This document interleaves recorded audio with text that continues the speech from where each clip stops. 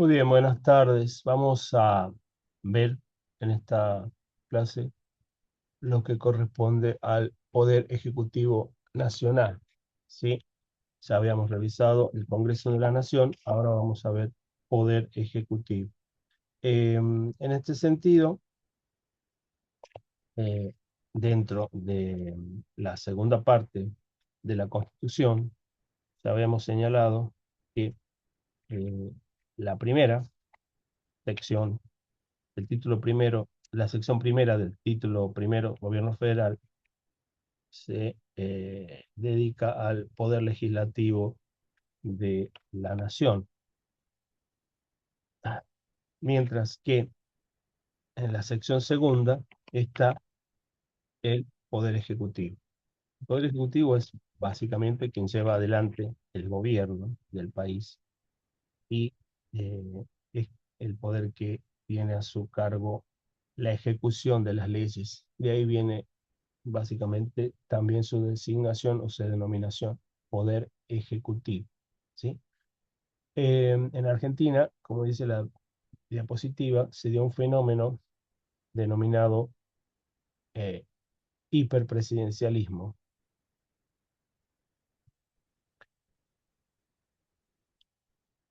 El hiperpresidencialismo se caracteriza por una situación de hipertrofia de las facultades que tiene el presidente, es decir, dentro de las competencias que tiene el presidente, se arroga, de hecho, se fue arrogando en la historia otras competencias al margen de lo que dice la letra de la Constitución. También podría ser entendido esto como una figura de la Constitución material, a través de la cual el Poder Ejecutivo este, fue, de algún modo, ocupando casilleros dentro del reparto de poder que no le correspondían, muchas veces con la anuencia de los otros poderes, por ejemplo, en el manejo de las intervenciones federales, o mucho más, sobre todo hasta 1994, en el dictado de los llamados decretos de necesidad y urgencia, que ya vamos a analizar más adelante de qué se tratan. Bueno, entre otras, entonces, eso da al Poder Ejecutivo argentino una figura bastante poderosa, por eso el nombre de hiperpresidencialismo, como un presidencialismo ensanchado, exorbitado. Ahora bien, esto no tiene eh, una discordancia absoluta con la idea que tenía propio Alberdi al momento de diseñar la Constitución, ya que Alberdi pensaba que quien maneje los destinos del país, el poder administrador, el presidente, tenía que ser, como él decía, un rey sin corona, un monarca electo por la élite. La idea central era otorgarle todo el poder posible, pero a través de una constitución. En este sentido, se aparta del modelo estadounidense, donde el poder ejecutivo en la constitución tiene obviamente sí poderes, pero está mucho más acotado o eh, de algún modo controlado por el Congreso, eh, que el modelo argentino, ya que Alberdi se inspira más en el modelo de la Constitución de Chile de 1833, de Mariano de Egaña, eh, que fue el pensador que modeló esa Constitución, y mirando los poderes que tenía el presidente en esa Constitución chilena del 33, Alberdi diseña el, la presentación o el modelo argentino de poder ejecutivo. Vuelvo a decir, un poder ejecutivo fuerte, un rey sin corona, un monarca electo. Entonces, se da esa dinámica de juego de suma cero, sin válvulas de escape, es decir, el que gana, gana todo, quien pierde, pierde todo. El presidente se transforma en el único poder político en Argentina con condiciones de imponer su voluntad política o un proyecto político, por eso lo de juego de suma cero. Y esta situación lleva a dos posibles escenarios, o el bloqueo, cuando la oposición socava al presidente y trata de que le vaya mal o que deje de gobernar porque el premio del sistema político es la presidencia y no otro, o una situación de hegemonía, es decir, que el presidente elimina realmente a la oposición como alternativa, puede controlar las cámaras del Congreso, todo esto por vía legislativa, obviamente, por vía de elección, mejor dicho, perdón, pero se da una situación en la cual no hay prácticamente control por parte de la oposición respecto de la tarea del presidente en un sistema hiperpresidencialista. Entonces, eh, vuelvo, siendo el hiperpresidencialismo una dinámica de suma cero, tiende o a la hegemonía o al bloqueo. Y si hay bloqueo, el presidente no puede llevar adelante su función y es lo que la oposición va a querer porque no tiene incentivo alguno para que al presidente le vaya bien. Lo que hay que lograr es que el presidente falle en su plan de gobierno para poder la oposición lograr la presidencia y eventualmente sí desarrollar el plan que ella tiene, siempre y cuando consiga esa hegemonía necesaria para gobernar. Esta fue una de las ideas principales a través de las cuales se montó o se diseñó la reforma constitucional de 1994. Uno de los objetivos principales fue atenuar el sistema presidencialista. Otro, por ejemplo, fue a acentuar o fortalecer el federalismo, pero ese no es el momento, no es el tema nuestro. Acá lo que nos interesa es que una de los ejes claros, directos de la reforma, era la atenuación del sistema presidencialista. Y la pregunta es si se logró ese objetivo o no. ¿Cuáles fueron las herramientas que se pusieron para lograr esa, esa idea? Es decir, eh, hacer un presidente un poco más acotado en cuanto a sus competencias, hacerlo menos fuerte, quitarle competencias, quitarle poderes. Cómo se hizo ese diseño? Eh, ya lo vamos a analizar en un momento. Por lo pronto, veamos qué es lo que la Constitución exige para que el presidente sea tal. El 87 dice: el Poder Ejecutivo de la Nación será desempeñado por un ciudadano con el título de presidente de la Nación. Es un órgano unipersonal. El presidente es unipersonal. Por más que trabaje con ministros y requiera su colaboración, el presidente es una persona. Eh, Tiene que ser, eh, para ser presidente o vice, se requiere haber nacido en el territorio argentino o ser hijo de ciudadano nativo, habiendo nacido en país extranjero, y las demás calidades exigidas para ser senador, es decir, los 30 años de edad, haber sido 6 años ciudadano de la nación, disfrutar de una renta anual de 2.000 pesos fuertes. Ya vimos que esto era una cláusula que no se aplicaba, y ser natural de la provincia que lo elija o con 2 años de residencia inmediata en ella. Bueno, en este caso se lo elige la nación, o sea que básicamente lo que nos interesa es que son 30 años, haber sido 6 ciudadanos de la nación. Esto está en el artículo 55, las demás condiciones para ser electo senador. Por otro lado, la Constitución también establece algunos tipos de incompatibilidades, es decir, que el presidente o vice disfrutan de un sueldo, remuneración, pagado por el Tesoro, que no podrá ser alterado en el periodo de sus nombramientos, y durante el mismo periodo no podrán ejercer otro empleo ni recibir ningún otro emolumiento de la nación ni de provincia alguna. Eso se llama incompatibilidad. Por otro lado, el presidente tiene la prerrogativa del juicio político, es decir, que para ser removido de su cargo antes de que se que lo decida, si no es por su propia renuncia o por alguna enfermedad o por muerte, únicamente puede ser removido por vía del juicio político. Una de las modificaciones que se estableció dentro de la reforma de 1994, que fue también uno de los motores de la reforma en ese momento, fue la posibilidad de la reelección. Antes de 1994, el presidente tenía un mandato muy largo, duraba 6 años, y no tenía reelección. Entonces, se modificó, esto es importante que lo tengan presente, se modificó en 1994, se acortó el periodo presidencial a 4 años, pero se otorga la posibilidad de una reelección, una sola.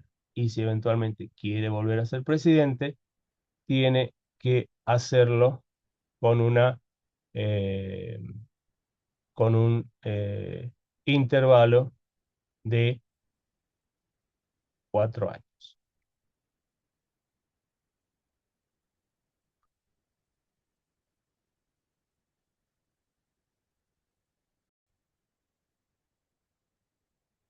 Bien, entonces la forma de elección cambió drásticamente en 1994, la forma de elección. Ahora se elige a una fórmula. ¿M? Es una fórmula electoral. Presidente y vice juntos tienen que presentarse y eh, obtener la aprobación de la justicia electoral de su fórmula, que es lo que se inscribe, y el ciudadano vota una fórmula, presidente y vice. Bien, entonces esto está del artículo 94 en adelante. La elección es directa, es decir, se eliminó también lo que era la elección indirecta que estaba en la Constitución de 1853-60, donde se votaban electores, no se votaba directamente a los candidatos, se votaba electores, si bien en la boleta estaban puestos los nombres de los candidatos por los partidos, en realidad uno votaba una lista de electores que iban a una especie de, bueno, no a una especie, no, a un colegio electoral, a una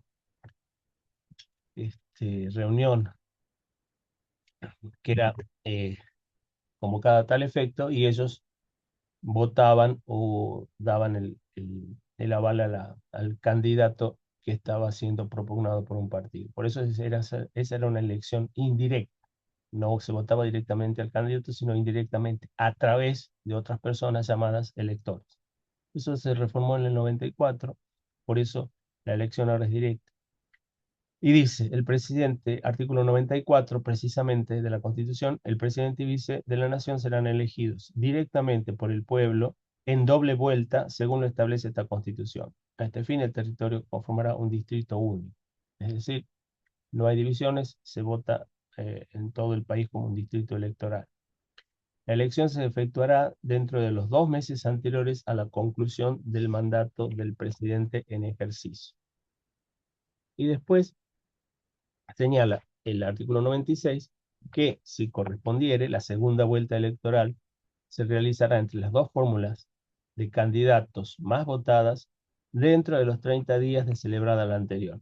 Es decir, se hace la primera elección, las dos fórmulas más votadas, si ninguna obtiene los porcentajes que exige la Constitución, pasan a una segunda vuelta, también conocido en el mundo jurídico político como balotage o balotaje, y entre esas dos se realizan las elecciones dentro de los 30 días de celebrar la primera vuelta. Ahora, hay, de acuerdo al artículo 97 y 98, dos posibilidades en las cuales esa segunda vuelta es eh, dejada de lado o no hay segunda vuelta, y la fórmula de candidatos, una de las fórmulas de candidatos, gana en primera vuelta. En primer lugar está el artículo 97. Dice, cuando la fórmula que resultare más votada en la primera vuelta hubiera obtenido más del 45% de los votos afirmativos válidamente emitidos. En ese caso, sus integrantes serán proclamados presidente y vicepresidente de la nación. Entonces, acuérdense siempre, lo importante es que tiene que ser más del 45%. No el 45, sino más del 45%. Y no de todos los votos, sino de los afirmativos válidamente emitidos. Es decir, el voto en blanco no cuenta para este porcentaje. El voto en blanco, en definitiva, de acuerdo a cómo van las estadísticas y los procesos electorales, favorece a la fórmula que tiene más votos, en definitiva, la que está más cerca de llegar a los 45. Entonces, eh, la, la- el voto en blanco para el sistema argentino no es una, en definitiva, no es una voluntad política eh, contable o eh, que se pueda sumar para obtener este porcentaje. Entonces, ese es el primer escenario, claro. Si la fórmula obtiene más del 45% de los votos afirmativos válidamente emitidos. Y la otra posibilidad, que está en el artículo 98, es cuando la fórmula que resulta más votada en primera vuelta hubiera obtenido el 40% por lo menos de los votos afirmativos y válidamente emitidos, y además existiera una diferencia de 10 puntos porcentuales respecto del total de los votos afirmativos válidamente emitidos sobre la fórmula que le sigue en el número de votos. En ese caso, también sus integrantes serán proclamados como presidente y vice de la nación. Entonces, el 40% acá sí es una, al menos, de esos votos afirmativos válidamente emitidos y tener una diferencia de 10% sobre la fórmula que le sigue en voto. ¿Mm? Por ejemplo, en este caso, que tenemos en la pantalla, en ejemplo, la primera fórmula obtiene 42% y la segunda fórmula un 30%. Ahí hay más de 10 puntos, hay 12 puntos, entonces ahí también se logra ese triunfo en primera vuelta de la fórmula electoral más votada. Esas son las dos hipótesis en los casos en que no hay primera vuelta.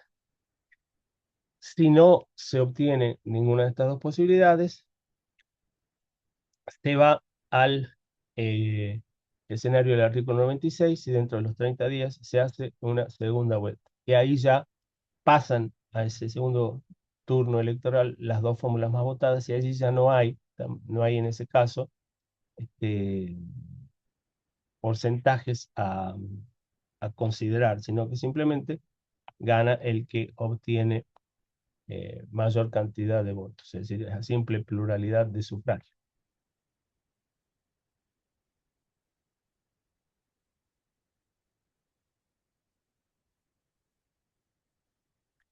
Bueno, ¿qué pasa si durante el mandato hay alguna contingencia por alguna situación?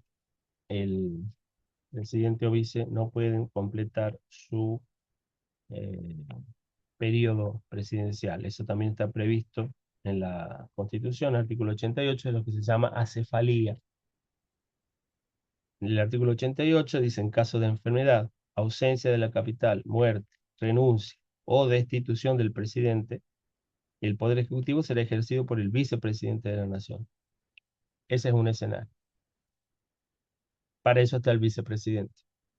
En caso de destitución, muerte, dimisión, inhabilidad del presidente y vicepresidente, el Congreso determina qué funcionario público desempeña la presidencia hasta que haya cesado la causa de inhabilidad o un nuevo presidente sea electo. Entonces, eh, en el caso de que se dé una situación de acefalía, este artículo 88, estamos en el escenario apenas realizada la elección, ¿sí? Eh, se realiza la elección de acuerdo a los artículos previstos, recién vistos por la Constitución, es decir, se da alguna situación de estas. En caso de que haya contingencias electorales antes de que se produzca la segunda vuelta, esto no está en la Constitución, está previsto en el Código Nacional Electoral. Decimos, escenario, mueren los dos candidatos antes de la segunda vuelta, se convoca una segunda elección. Efectuada la segunda vuelta, si ninguno obtuvo en primera vuelta un triunfo, tienen que ir las dos fórmulas más votadas en la segunda vuelta. En el caso de que mueran los dos candidatos, se convoca una nueva elección. Si muere un candidato, presidente o vicepresidente, el partido cubre la vacancia 7 días para ir al balotaje. Si renuncian los dos candidatos, se proclama electa la otra fórmula. Esto fue lo que aconteció en la elección de 2003, que había ganado Carlos Menem en la primera vuelta eh, y estaba compitiendo con Néstor Kirchner, la otra fórmula, como eh, antes de ir al balotaje, Menem renunció y se proclamó a Néstor Kirchner como presidente. Si hay renuncia de un candidato, no se puede cubrir la vacante. Eso es una situación prevista así en el Código Electoral. Estas son las posibilidades, vuelvo a decir, cuando eh, hay una fórmula y hay segunda vuelta o se prevé la llegada al balotaje, puede haber algunos de estos escenarios. Bueno, tenemos también la figura del vicepresidente. Hay toda una discusión sobre si el vicepresidente pertenece al Poder Ejecutivo o al Poder Legislativo, porque la función propia del vicepresidente es presidir el Senado. Es el presidente nato del Senado. ¿Sí? Eh, Está ubicado dentro de la Constitución, dentro del esquema de poder, dentro del Poder Ejecutivo. ¿Sí? Entonces, Vidal Campos, un gran autor constitucionalista argentino, decía que era un órgano extrapoder. ¿Sí? No estaba está ahí en el medio. Eh, el, la Constitución, obviamente, legisla para lo que uno, como yo siempre digo, la Constitución legisla para la normalidad. Se prevé que el Poder Ejecutivo, el presidente de la Nación, tiene un vicepresidente que es afín, pero lo cierto es que desde el 94 en adelante hubo una especie de situaciones tensas más de una vez entre el presidente y el vice. ¿Ok? Este, eh, Me recuerdo, por ejemplo, la situación entre Fernando de la Rúa y Chacho Álvarez. Chacho Álvarez termina renunciando. En este momento, mayo de 2026, también hay una relación bastante tirante entre el presidente Milei y la vicepresidente Villarruel. Bueno, esas son situaciones que la Constitución, obviamente, vuelvo a decir, no prevé, no se hace cargo porque no lo puede, son cuestiones de la dimensión política o de la cuestión de la constitución material, pero se da una situación impensada que es propio ya del estudio de la política o de la sociología política o de la ciencia política. También vale hacer una mención cuando se dio una tensión entre la presidenta Cristina Kirchner y quien era su vicepresidente eh, Julio Cobos, que fue en el momento de una votación famosa por las llamadas retenciones, donde Cobos, que supuestamente por vicepresidente tenía que acompañar el proyecto del Poder Ejecutivo, vota decidiendo una cuestión y vota en contra, digamos, de la iniciativa legislativa que llevaba el presidente, la presidenta en ese momento. Eh, Porque ya vamos a ver que el presidente del Senado o el vicepresidente no vota salvo caso de empate. Entonces, en ese caso, votó en contra de la ley que estaba promoviendo el Poder Ejecutivo y la ley no pasó, no se sancionó. Villarroel tuvo una situación también parecida el año pasado, creo que fue, pero ahí sí desempató a favor del gobierno, es decir, acompañando el proyecto de ley, que es lo que aparentemente uno pretendería o entendería que es lo que pasa cuando un eh, eh, vicepresidente está en función. Pero bueno, eso es como un dato de realidad política argentina. Eh, Siempre parece que se dan relaciones por ahí de tensión o no entre un poder ejecutivo y el poder eh, del el presidente y el vicepresidente. Hubo otros casos que no, creo, no sé, Vudú con Cristina, eh, pero bueno, o Michetti con Macri fueron situaciones de, digamos, de relaciones entre presidente y vicepresidente sin sobresaltos políticos, pero me parece que ustedes el dato que tienen que tener es que puede ocurrir ese sobresalto, sí. Bien, ahora vamos a ir al caso de la cefalía, es decir, cuando hay un vacío o el vacío de poder o cuando no hay presidente o vice. Eso es lo que yo mencioné recién en el artículo 88, en la primera parte, está la cefalía presidencial. La segunda parte del 88 habla también de la cefalía vicepresidencial o acefalía doble. Algunos le llaman acefalía realmente a esta situación, cuando no hay presidente ni vice. Esas son las causas que están ahí: muerte, enfermedad, renuncia, aceptada por el Congreso, destitución por juicio político, inhabilidad o ausencia de la capital.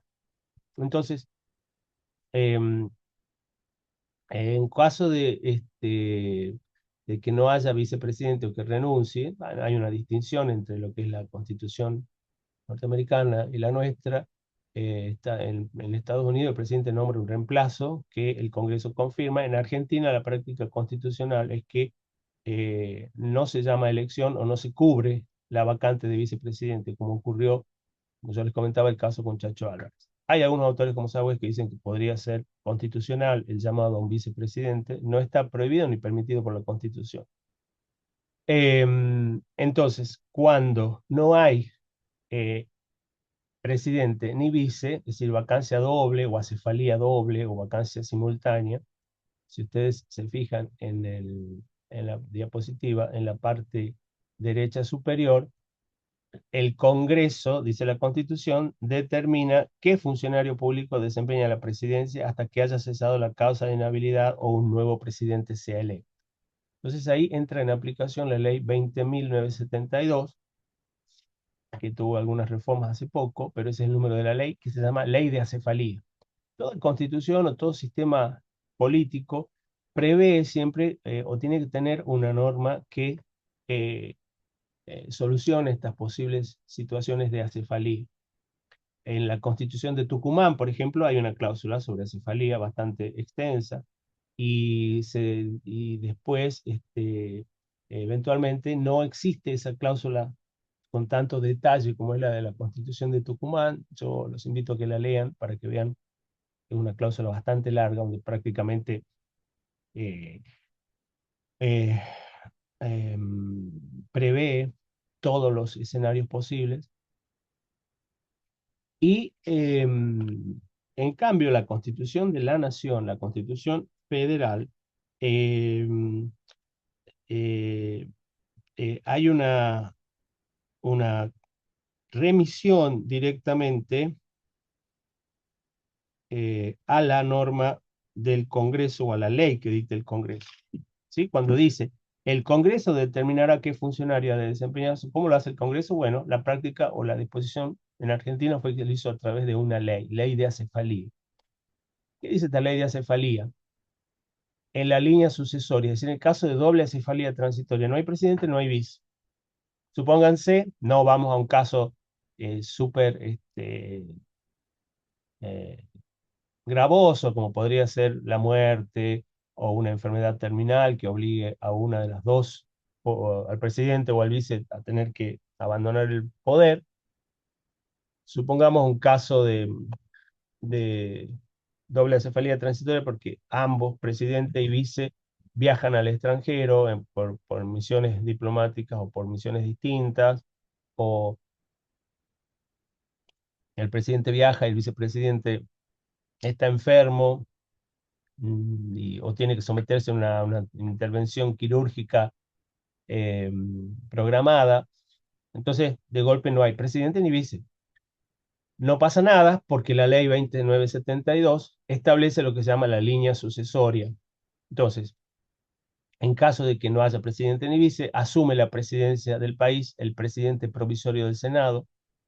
Si el presidente provisorio del Senado no lo pudiese hacer, asume el presidente de la Cámara de Diputados. Y si no, asume el presidente de la Corte Suprema de Justicia de la Nación. En el caso de que haya una acefalía definitiva, es decir, que renuncien, por ejemplo, ambos, el Congreso designa al funcionario con mandato popular electivo. Y en este caso tiene que ser un senador, un diputado o un gobernador. Esa es la disposición legal. ¿Por qué? A mí no me parece del todo razonable, pero es la fórmula argentina. Entonces, en el caso de que no hubiese ni presidente ni vice, el Congreso designa un funcionario con mandato popular electivo, senador, diputado, gobernador.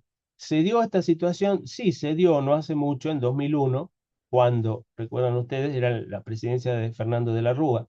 Ya se había ido Chacho Álvarez, el vicepresidente, Carlos Álvarez había renunciado. Entonces el presidente no tenía vicepresidente. De la Rúa presenta su renuncia al Congreso, se la aceptan y Argentina queda sin presidente y tampoco había vicepresidente. Entonces se pone en funcionamiento esta ley y después de una sucesión de días en que hubo varios presidentes, hubo 5 presidentes en un periodo muy corto, pero todo se solucionó a través de la ley de acefalía, se convocó la Asamblea Legislativa, que es la que designa, es decir, el Congreso, ambas cámaras, diputados y senadores, y designaron a un funcionario para completar el mandato. Y designaron en ese momento a Eduardo Duhalde, que, si no recuerdo mal, era senador por la provincia de Buenos Aires. Entonces Duhalde asumió la presidencia y llevó el gobierno del país hasta que asumió en 2003 Kirchner en esa elección que yo decía que le había ganado en primera vuelta Carlos Menem, pero sin los porcentajes constitucionales necesarios. Entonces no se presentó a segunda vuelta y Kirchner terminó siendo presidente de la nación. Entonces, esa es la situación, este es el orden o la línea sucesoria, como se llama, de la nación. Esto es lo práctico, lo que tienen que conocer. Y si acá vemos una imagen que la tomé de Wikipedia, tenemos acá la línea sucesoria actual en Argentina. ¿Ve? O sea, en primero, bueno, obviamente la vicepresidenta. Después, en caso de que no haya presidente ni vicepresidente provisional del Senado, como veíamos en la diapositiva anterior, que se llama en la actualidad Bartolomé Abdala, que es el presidente provisorio del Senado. Si no, el presidente de la Cámara de Diputados, que es Martín Menem, y en última instancia el presidente de la Corte Suprema de la Nación, que es Horacio Rosati. ¿Por qué? Bueno, porque la ley que manda a dictar el artículo 88 del Congreso así lo ha establecido. Si el día de mañana se puede modificar, sí, se puede modificar porque es una ley del Congreso que puede ser eh, modificada por otra ley del Congreso. Pero hasta ahora esta es la situación de la línea sucesoria o la línea de sucesión presidencial en Argentina.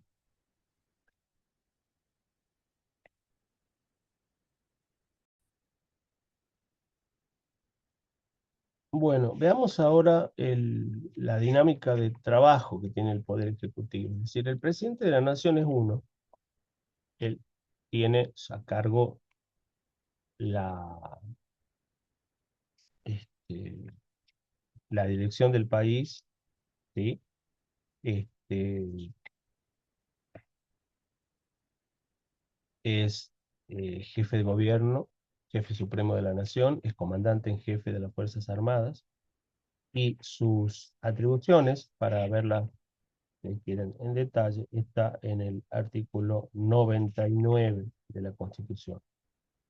El artículo 99, inciso 1, dice, es el jefe supremo de la nación, jefe de gobierno y responsable político de la administración general del país.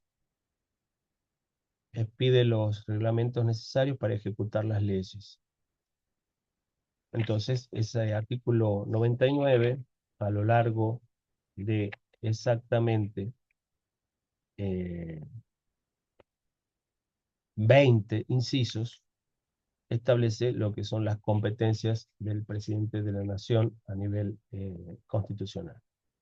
Bien, ahora el presidente de la nación trabaja con colaboradores que en nuestro sistema constitucional se llaman ministros. Y en 1994 se eh, agregó una figura especial que se llama jefe de gabinete de ministros. Esto está regulado en el artículo 100 a 107. El número de ministros del Poder Ejecutivo estuvo en algún momento expuesto o mm, previsto con un número fijo en la Constitución. La de 1853 ponía 5, hubo una reforma en 1898 que lo llevó a 8, y de acuerdo a la reforma de 1994 ya no hay un número previsto o fijo por la Constitución, sino que es lo que se prevé en la respectiva ley de ministerios. La ley de ministerios es una disposición que regula todo el funcionamiento, el número de ministros. Por lo general se hace con la anuencia del Poder Ejecutivo, o mejor dicho, con la iniciativa de él, porque según la impronta de gobierno que tenga cada Poder Ejecutivo nuevo que asume, diseña la cantidad o establece la cantidad de ministros que necesita. En ese caso, este, por ejemplo, el gobierno actual tiene menos ministros o menos ministerios que tenía el gobierno que estuvo en el poder anteriormente, el gobierno del doctor Alberto Fernández. Bueno, pero eso es propio de cada poder ejecutivo. Entonces, el número se va a ir fijando, eh, no aleatoriamente, sino según lo disponga cada administración, de acuerdo a una nueva ley. Esa ley se va modificando, como digo yo, y establece el número de ministerios. Eh, la importancia de cada ministro es que eh, tiene que eh, refrendar los, este, los eh, decretos o las resoluciones que tiene eh, eh, o los actos, como dice la Constitución en el artículo 100, los actos del presidente, tanto el jefe de gabinete como los demás ministros. Fíjense ustedes, está en el artículo 100, el número, dice, cuyo número y competencia será establecido por una ley especial. Tendrán a su cargo el despacho de los negocios de la nación, refrendarán y legalizarán los actos del presidente por medio de su firma, sin cuyo requisito carecen de eficacia. Entonces, esto es lo que lleva a algunas a decir el Poder Ejecutivo no es unipersonal, sino que es colegiado, es decir, es más de una persona. ¿Por qué? Porque los actos del presidente de la nación sin firma de ministro carecen de eficacia.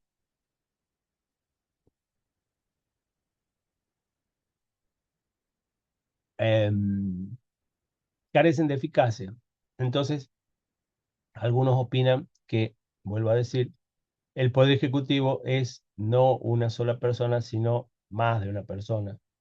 Por lo menos el ministro que tiene a su cargo el refrendo del decreto del Poder Ejecutivo. Bueno, esto no es así, porque es el propio presidente quien designa y remueve por sí, ante sí, sin intervención de ningún otro poder, sin necesidad en principio, salvo el caso del jefe de gabinete, que ya lo vamos a ver, para la remoción, él puede designar y remover sin intervención de otro poder a sus ministros. Entonces, el punto es que no hay, en este caso, posibilidad de confundirse. Esta idea de que es verdad, si no tiene firma de ministro, el acto, como dice el artículo 100, carece de eficacia, no lleva a considerar que el Poder Ejecutivo sea pluripersonal o que no sea unipersonal, por decirlo de otra manera. Entonces, la gran novedad fue la incorporación en 1994 de el jefe de gabinete, que tiene responsabilidad política ante el Congreso de la Nación, que está también en el artículo 100 en la segunda parte, y es un funcionario relevante, ya que ejerce la administración general del país. Esto en el artículo 100, ustedes tienen una gran cantidad o varias competencias específicamente otorgadas por la ley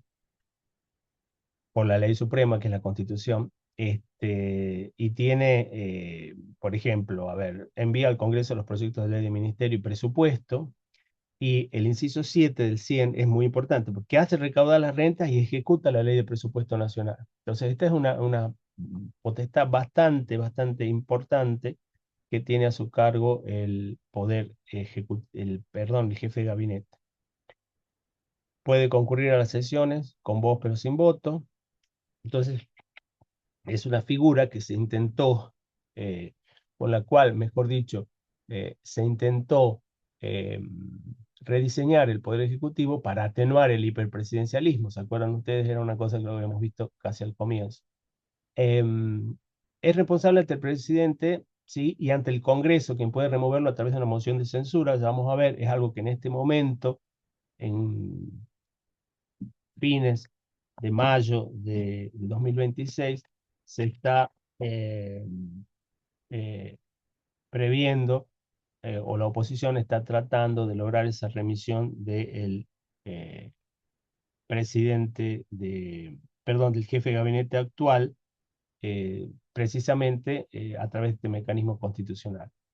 Diseñado para hacer crisis, algunos dicen que es como una especie de fusible, entonces si hay problemas en el gobierno, se renuncia, se cambia, se relanza el gobierno, etcétera, etcétera. Bueno, esa es una posibilidad. La idea propia fue desagregar la jefatura administrativa, es decir, antes del 94, todas estas cantidades, atribuciones que le da el 100 al jefe de gabinete eran cosas que eran materias propias del presidente. Entonces, si bien el presidente las puede reasumir en cualquier momento, son trabajo administrativo, por decirlo de algún modo, que estaba a cargo del presidente de la Nación, que se desagrega, es decir, se pasa al jefe de gabinete. El jefe de gabinete se encarga de todo este cúmulo de tareas. Aparte, los demás ministros también despachan los negocios y los actos que hacen a cada uno de sus ministerios, a sus propios ministerios, pero este, el flujo importante o de cuestión administrativa propia de la Administración Nacional queda a cargo del jefe de gabinete. Cada ministro es responsable de los actos que legaliza y solidariamente de los que acuerda con sus colegas, es decir, las firmas de un decreto hacen responsable a todos los ministros que lo firman. No pueden por sí solos tomar recepción, dice 103, ninguna resolución, perdón, salvo lo concerniente al régimen económico y administrativo de sus respectivos departamentos, es decir, lo propio, el trabajo interno o lo que hace cada uno de sus gabinetes.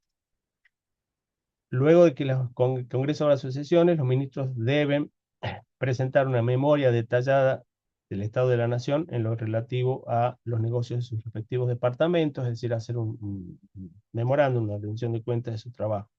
Y tienen incompatibilidades también los ministros. No pueden ser senadores ni diputados sin hacer dimisión de su empleo de ministros. ¿Sí? Es decir, ¿por qué? Porque hay división de poderes. Entonces, un ministro no podría libremente asumir como diputado o senador sin tener también una dependencia del Poder Ejecutivo. Entonces, para ser diputado o senador, tienen que dejar de ser ministro. Un caso eh, reciente, Luis Petri era ministro de Defensa, si no recuerdo mal. Entonces, fue electo diputado el año pasado.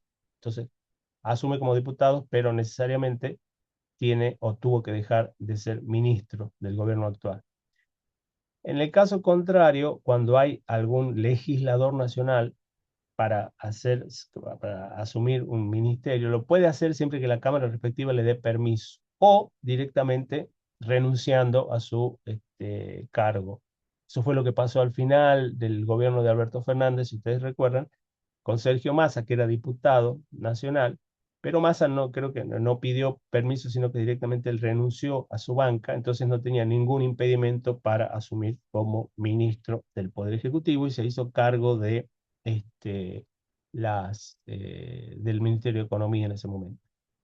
El 106 dicen que los ministros pueden concurrir a las sesiones del Congreso y tomar parte en sus debates, pero no votar. Cuando vimos la cuestión de la inmunidad de expresión, yo les mencioné que esto es lo que pasó con el caso Cavallo, que la Corte Suprema de Justicia de la Nación entendió que cuando concurrían a tomar parte en los debates, la inmunidad de opinión también se le concedía o protegía a los ministros que en función del artículo 106 fuesen al Congreso. Bueno, ¿qué pasó en realidad con esta figura del jefe de gabinete? Eh, no es, no es un superministro en realidad, lo puede ser según se llama elecciones o organiza los mitines de los demás poderes, pero no tiene una situación de relevancia como para ser un contrapoder o quitarle un espacio de poder al presidente, que era la idea de la atenuación del hiperpresidencialismo. Se transformó en definitiva en un simple secretario del presidente y uno de los problemas principales que tiene dentro del diseño institucional es que lo designa y lo remueve el presidente por su sola voluntad, como pasa con los demás ministros. Entonces, es un primus inter pares, es alguien similar a los demás ministros.